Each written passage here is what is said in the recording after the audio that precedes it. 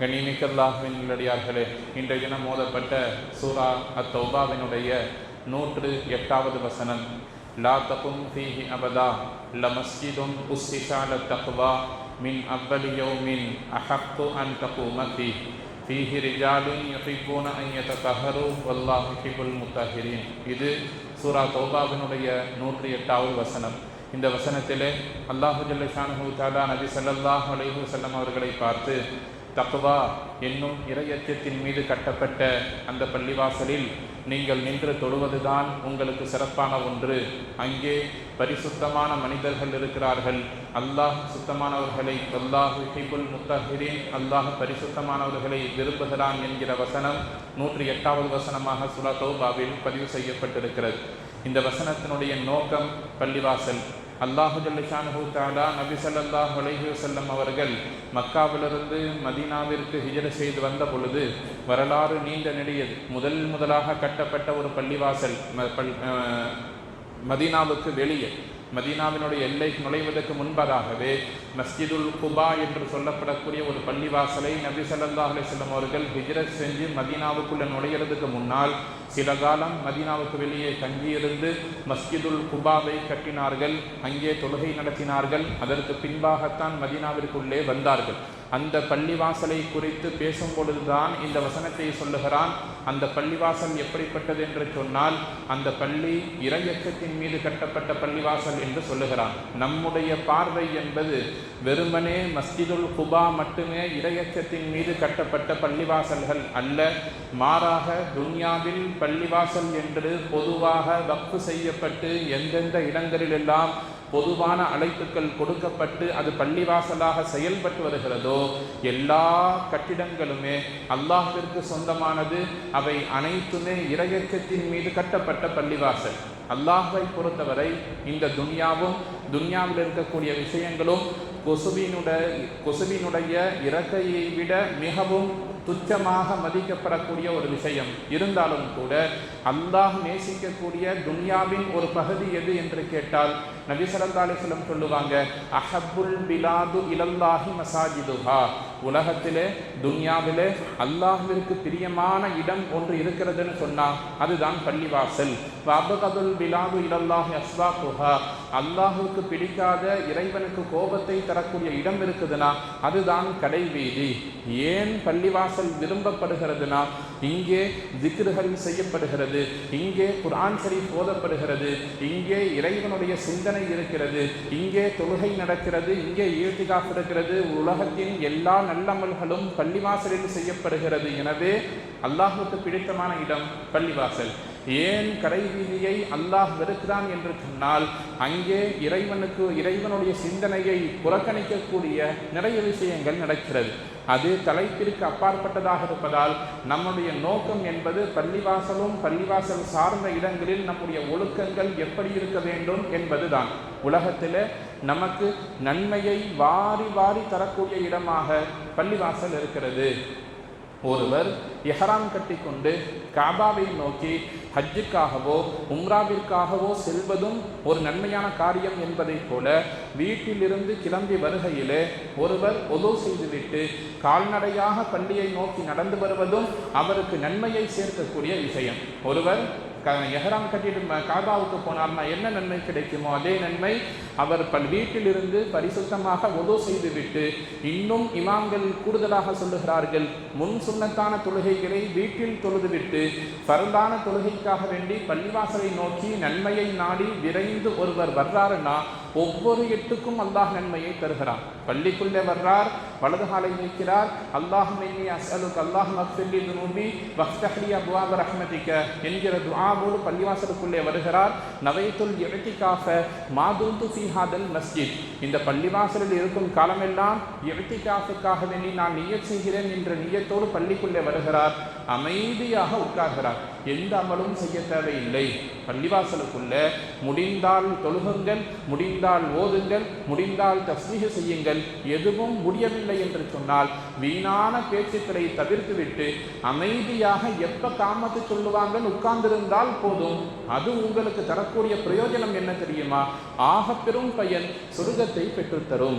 நாளை அர்ஷுடைய நிழல் யாருக்கு கிடைக்கும் என்கிற ஹதீஸில் நபி ஸல்லல்லாஹு அலைஹி வஸல்லம் அவர்கள் சொல்லுகிறார்கள். நாளைக்கு சொர்க்க மஹ்ஷர் மைதானத்தில் தலைக்கு ஒரு ஜானுக்கு மேலே சூரியனை அல்லாஹ் கொண்டு வந்து நிறுத்தியிருப்பான். மக்கள் எல்லாம் கடும் உஷ்ணத்தில் இருக்கக்கூடிய நேரத்தில் 7 சாரார்களுக்கு அல்லாஹ் சொர்க்கத்தினுடைய அவனுடைய அரிசியின் நிழலை தருவான். அந்த 7 பேரில் ஒருவர் யாருன்னா, எந்த ஒரு மனிதனுடைய உள்ளம் பள்ளிவாசலோடு இணைந்திருக்கிறதோ, பள்ளியை விட்டு வெளியே சென்றதற்கு பின்னால் மீண்டும் பள்ளியை நோக்கி எப்பொழுது வருவோம் என்கிற ஆர்வமும் ஆசையும் யாருடைய மனசில் இருக்கிறதோ அவர்களுக்கு அல்லாஹ் நாளை மறுமையிலே அரிசின் நிழலை தருவான் என்று நபி ஸல்லல்லாஹு அலைஹி வஸல்லம் அவர்கள் சொல்லியிருக்கிறார்கள். இந்த பள்ளிவாசலுக்கு ஏராளமான ஒழுக்கங்கள் இருக்கிறது. நாம் அடிப்படையாக தெரிந்து கொள்ள வேண்டிய அவசியமான ஒரு சில முக்கியமான ஒழுக்கங்களை மட்டும் நாம் இங்கே ஞாபகப்படுத்த கடமைப்பட்டிருக்கிறோம். ஒருவர் பள்ளிக்குள்ளே வர்றார் என்று சொன்னால் நன்றாக நினைவில் வைத்துக் கொள்ள வேண்டும், நாம் நம்முடைய வீட்டில் இல்லை, நம்முடைய கடையில் இல்லை, நம்முடைய இடத்தில் இல்லை. இந்த இடம் அல்லாஹ்வுக்கானது. பள்ளிவாசல் என்பது அல்லாஹ்வுக்கானது. இந்த பள்ளிவாசலில் யாரும் சொந்தம் கொண்டாட முடியாது. நாம் எங்கே வந்திருக்கிறோம்? அல்லாஹுடைய வீட்டிற்கு வந்திருக்கிறோம் என்கிற பயபக்தியோடு ஒருவர் பள்ளிக்குள்ளே தன்னுடைய நடைமுறையை அமைத்துக் கொள்ள வேண்டும். பள்ளிவாசலுக்குள்ள வரும் பொழுது நாம் இப்பொழுது அவசியம் சொல்ல வேண்டிய விஷயத்திலே ஆடை சம்பந்தப்பட்ட விஷயம் முக்கியமானது. நேற்றைய தினம் தராவீஹினுடைய அந்த பயானில் கூட ஆடை சம்பந்தப்பட்ட நிறைய விஷயங்களை சொல்லியிருந்தோம். மிக குறிப்பாக வாலிபர்கள் மட்டுமல்ல, பேண்ட் ஷர்ட் அணியக்கூடிய மக்கள் தங்களுடைய ஆடைகளின் விஷயத்திலே மிகவும் கவனமாக இருக்க வேண்டும். காரணம், ருக்கு சுஜூதினுடைய நேரத்திலே அவுரத்துகள் மிக சாதாரணமாக மக்களிடத்தில் வெளிப்படுகிறது. தொழுகிறவருக்கு தெரியாது. அவர் பயபக்தியோடு தொழுது கொண்டிருப்பார், சாலிகான முறையில் தொழுது கொண்டிருப்பார். பின்னால் இருந்து பார்க்கும் பொழுது ஆடையினுடைய விஷயத்திலே ஒழுக்கம் இல்லாததன் காரணமாக அவுரத்துக்கள் வெளிப்படக்கூடிய சமயத்திலே அவருடைய தொழுகை முறிந்து விடுவதோடு பின்னால் இருப்பவருக்கும் அந்த தொழுகை கேள்விக்குறியாகக்கூடிய நிலைமையில் இருக்கிறது.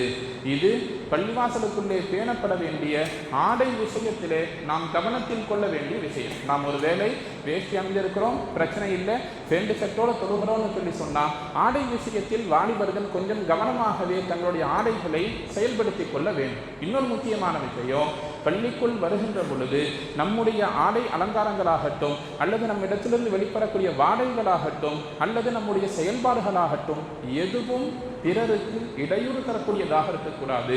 நபி ஸல்லல்லாஹு அலைஹி வஸல்லம் சொன்ன ஹதீஸ் நமக்கெல்லாம் நினைவிருக்கும்.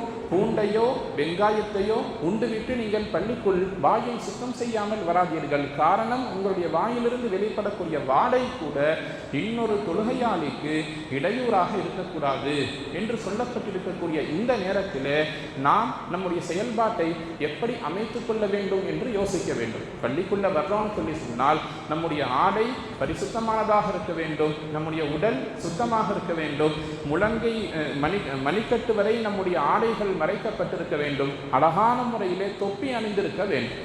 தொப்பி இல்லாமல் தொழுகுதல் என்பது எந்த விதத்திலேயுமே ஒரு நல்ல விஷயம் கிடையாது. இன்னும் எத்தனை நாளைக்கு தான் தொப்பி போடுறது ஃபரதா, ஆதாரம் இருக்கிறதா, ரசூலுல்லாஹ் போட்டிருக்கிறாங்களா இல்லையா என்று இன்னும் எத்தனை நாட்களுக்கு நாம் கேள்வியை கேட்டுக்கொண்டு நம்மை நாம் ஏமாற்றிக் கொண்டிருப்போம் என்பதை யோசிக்க வேண்டும். இது அஹ்லு சுன்னத் வல் ஜமாஅத்தினுடைய கொள்கையின் அடிப்படையிலே 4 இமாம்களை பின்பற்றி தொழுகை நடைபெறக்கூடிய இடம். இந்த இடத்தில் இப்படித்தான் தொழுக வேண்டும் என்கிற வரையறையை நாம் வைத்திருக்கின்ற பொழுது அதற்கு உட்பட்டு நிச்சயம் நாம் உள்ளே வருகின்ற பொழுது தொப்பி அணிந்திருக்க வேண்டும், கரண்டைக்கு மேல் ஆடை இருக்க வேண்டும், முழங்கை வெளிப்படாமல் மணிக்கட்டு வரை நம்முடைய ஆடைகள் இருக்க வேண்டும். உள்ளே வருகின்ற பொழுது விக்ரும் திலாவத்தும் மட்டும்தான் இருக்க வேண்டும். பள்ளியை குறித்து பேச வேண்டிய நிறைய ஹதீஸுகள் இருக்கிறது. ஒரே ஒரு ஹதீஸை நான் உங்களுடைய கவனத்துக்காக கொண்டு வருகிறேன். ரசூலுல்லாஹி ஸல்லல்லாஹு அலைஹி வஸல்லம் சொல்லுவாங்க, பள்ளிவாசல் இபாதத்துக்கானது. உள்ளே வந்தால் பேசாதீர்கள், சிரிக்காதீர்கள், உங்களுக்கு மத்தியில் கலந்துரையாடாதீர்கள், வியாபாரம் செய்யாதீர்கள், வியாபாரம் சார்ந்த பேச்சுக்களை பேசாதீர்கள். ஆக உச்சத்துக்கு போய் ரசூலுல்லாஹ் சொல்லுவாங்க, உங்களுடைய பொருட்கள் காணாமல் போய்விட்டது என்று சொன்னாலும் கூட என்னுடைய பொருளை காணாம், என்னுடைய போனை காணாம், என்னுடைய காசை காணாம், யாராவது எடுத்தீர்களா என்று அறிவிப்பு செய்யாதீர்கள் என்று ரசூலுல்லாஹ் சொல்லியிருக்கிறார். உங்களுடைய காசு தான், உங்களுடைய பொருள் தான், நீங்கள் தான் தவறவிட்டீர்கள். காணாமல் போன பொருட்கள் கிடைக்க வேண்டும் என்று பள்ளிவாசலில் அறிவிப்பு செய்யாதீர்கள் என்று ரசூலுல்லாஹ் சொல்லியிருக்கிறாங்க. ஒருவேளை ஒருவர் உங்களுக்கு மத்தியிலே பள்ளிவாசலில் எழுந்து என்னுடைய பொருளை காணவில்லை, யாராவது பார்த்தீர்களா என்று கேட்டால் நீங்கள் துஆ செய்யுங்கள். ரசூலுல்லாஹ் சொல்றாங்க, நீங்க துஆ செய்யுங்க, அவருக்கு அந்த பொருள் கிடைக்காமல் போகட்டும்னு சொல்றாங்க. அப்ப இதனுடைய நோக்கம் என்னன்னு சொன்னா, பள்ளி ஹாலிசன் பரிசுத்தமாக இபாதத்திற்கு மட்டுமே ஒதுக்கப்பட்டதாக இருக்கிறது. வந்தா இபாதத் செய்யுங்கள், முடியவில்லை என்று சொன்னால் அமைதியாக தொழுகையை எதிர்பார்த்திருங்கள். இந்த உலகத்திலே தொழுகையை எதிர்பார்த்திருக்கக்கூடிய அந்த சமயத்தில் ஒருவருடைய ரூஹு கைப்பற்றப்படுகிறது என்று சொன்னால் அவர் அந்த தொழுகையை நிறைவு செய்துவிட்டு மரணித்தவரை போல கணிக்கப்படுகிறார் என்று கூட இமாம்கள் ஃபுகஹாக்கள் நமக்கு சட்டங்களை சொல்லி தந்திருக்கிறார்கள். துன்யாவிலே நன்மையை வாரி வழங்கக்கூடிய இடமாக இந்த பள்ளிவாசல் இருக்கிறது. அதனுடைய மகத்துவத்தை நாம் உணர்ந்து கொள்ள வேண்டும். அது சார்ந்த செயல்பாடு, அது சார்ந்து நமக்கு இஸ்லாம் சொல்லி தந்திருக்கக்கூடிய விஷயங்களை உள்வாங்க வேண்டும். பள்ளியை புனிதமான இடமாக நாம் கருத வேண்டும். காரணம், துன்யாவிலே எந்த மனிதனாலும் சொந்தம் கொண்டாட முடியாத ஒரே இடம் பள்ளிவாசல். ஒரே இடம் பள்ளிவாசல்.